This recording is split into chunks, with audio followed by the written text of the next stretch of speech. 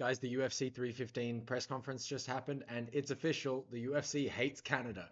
We get half the quality of fights, half the length of press conferences. If the UFC comes back to Canada, just expect that the card's going to be shit. And honestly, Dana doesn't even want to come back to Canada. Let's jump straight in.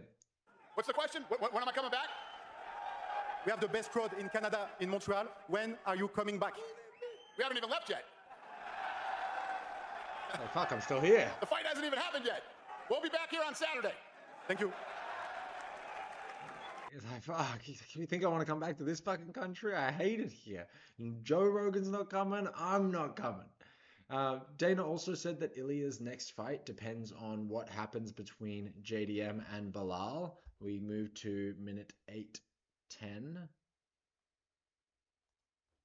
And just lastly for Dana, Ilia Topuria did an interview a few minutes ago where he said the winner of this fight is going to determine whether he fights Islam Makhachev or Charles Oliveira on International Fight Week. Can you confirm that that's the stakes attached to this main event too? Yeah, there's a lot of moving parts right now, and yeah, that's pretty accurate. That's interesting. I mean, like, it's glad to know that we have it, but I think what that means is that Belal wins this fight, we get Ilya versus Islam. So this is just more reason why I really, really do want Belal to win, is because Ilya Islam is probably the most interesting fight other than Tom Aspinall versus John Jones right now. We move on. So this guy, Kyle Propolek, or whatever the fuck his name is, that's coming in on like super short notice to fight. He looks basically like a car salesman. That's the only analysis that I have. He's super excited to fight. He says he's going to come in like Rocky, which is basically saying that you're just going to come in and get your head punched in. But it actually gives me flashbacks of that time Sean O'Malley fought that Chris Moutinho guy with the green hair and basically just treated him like a punching bag for 3 full rounds until Herb Dean eventually called it off. Sometimes when these guys come in with super short notice, they're just there's so much adrenaline running that it's like almost impossible to put them out. So I still think Benoit Saint-Denis is going to win. Maybe my prediction of it being a KO could be off, but we'll see. All you guys are whoever's against me, but and also, so this is going to roll into the next thing, which Dana's basically saying that Ian Garry's not getting the next title shot. I'm stealing the show. Question for Dana. Dana, Ian Garry is the backup fighter for the main event on Saturday night. Is he next in line to take on the winner? You said the what?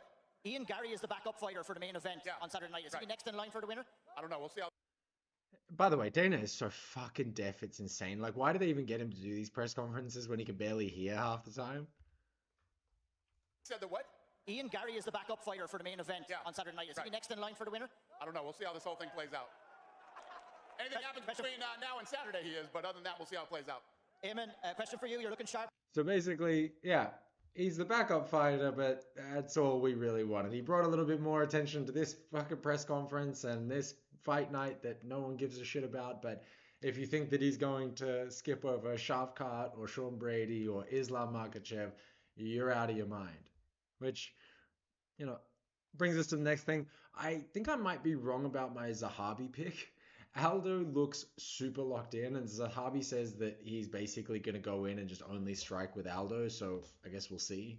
Tonight, you're going to have to be sharp again in the octagon on Saturday night. What kind of a fight can fans expect to see in there when you face off against Jose Aldo? Ouais, ça va être un combat debout. Je vais le garder en striking. Je suis préparé pour aller 15 minutes. Guys, it's going to be a striking war. I'm going to play the game well. It's going to keep it on the feet. I'm going to beat him standing. Similar question for Jose. Jose, Eamon said he wants a war with you. Are you willing to get into a war with him on Saturday night for the fans? You're undefeated in Canada. Is it going to stay that way?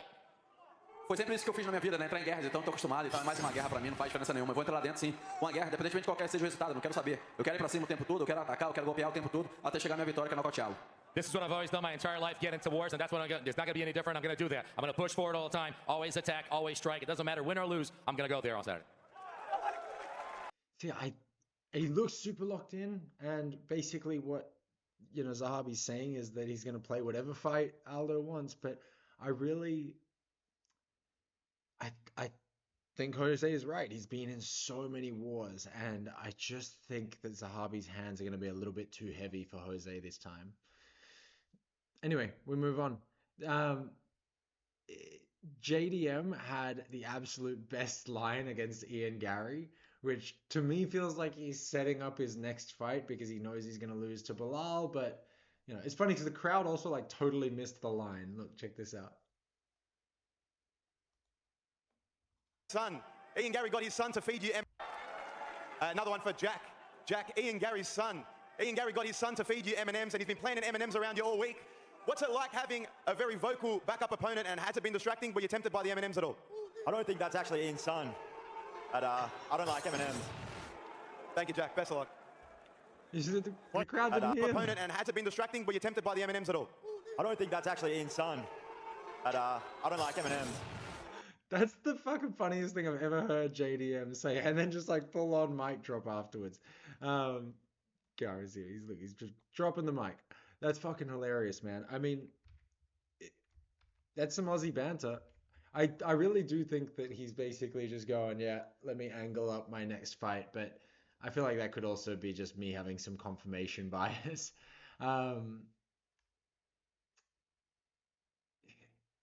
It's interesting, right? Like, what happens with Ian Garry after this? Let's say that JDM loses. I think that him versus Ian Garry is great. Obviously, there's the whole Buck versus Cuck thing happening, but Buckley's going to fight Kamaru Usman, so him versus JDM, I honestly think that would also just be an awesome fight to watch.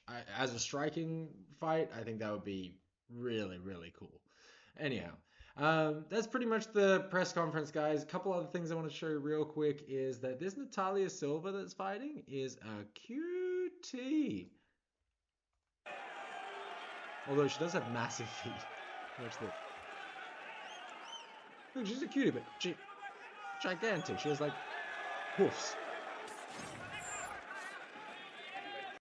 And then the last thing I wanted to show you guys was there was some heat between Belal and JDM in the final face-off.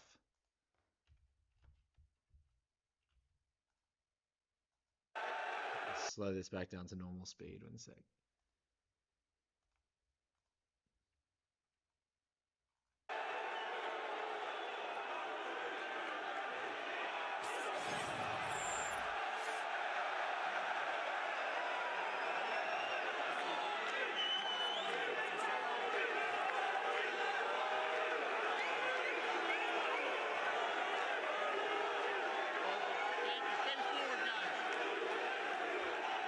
Guys, bro just fucking pushed Dana. Like, watch JDM just push Dana here. 1 sec, let me get myself out of the way.